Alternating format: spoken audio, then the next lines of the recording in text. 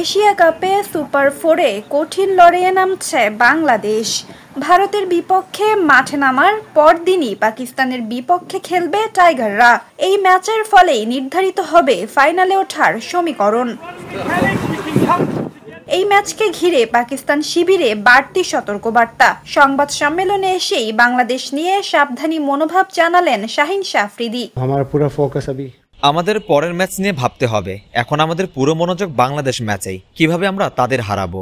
সংবাদ সম্মেলনে এক মজার ঘটনারও জন্ম দেন আফ্রিদি। এক সাংবাদিক বাংলাদেশের ছদ্মনাম হিসেবে টাইগার বললে খানিকটা বিভ্রান্ত হয়ে পড়েন তিনি। পরে অবশ্য ভুল বুঝতে পেরে সরি বলেন বাহাতি এই পেসার। टाइगर्स के अगेंस्ट तो यही टीम रहेगी बांग्लादेश जो है। ये तो मैं हेड कोच से पूछ लूंगा। सॉरी मुझे नहीं पता।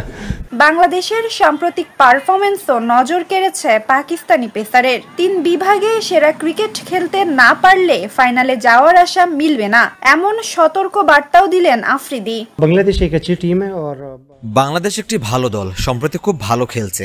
ভালো দলের সাথে খেললে প্রথম ধাক্কাটা আপনাকেই দিতে হবে, সুযোগ দেওয়া যাবে না। আমাদের ভালো ক্রিকেট খেলতে হবে, ফিল্ডিং, ব্যাটিং, বোলিং 3 বিভাগেই ভালো খেলতে হবে।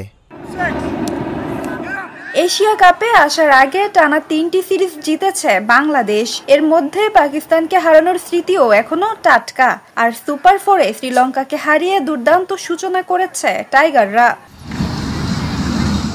যদিও শক্তিমত্তায় ভারত এগিয়ে থাকলেও ক্রিকেট বিশ্লেষকদের মতে পাকিস্তানের বিপক্ষে জয়ের ক্ষমতা রাখে বাংলাদেশ। তাই আসন্ন ম্যাচ নিয়েই বাড়ছে উত্তেজনা। গত রাতে ভারতের কাছে 41 রানে হেরেছে টাইগাররা। আজ পাকিস্তানের সাথে জিতলেই নিশ্চিত হবে ফাইনালের টিকিট। এখন অপেক্ষা শুধু মাঠের লড়াইয়ে। বাংলাদেশ কি পারবে পাকিস্তান বাধা টপকে ফাইনালের পথে এগোতে? সেই উত্তর মিলবে মাঠেই। নাজিফা তাসনিম, ক্রিকেট 97। ওয়ালটন এখন দেশের সীমানা পেরিয়ে পৌঁছে গিয়েছে 50টিরও বেশি দেশে। ওয়ালটন, ঘরে ঘরে, বিশ্বজুড়ে।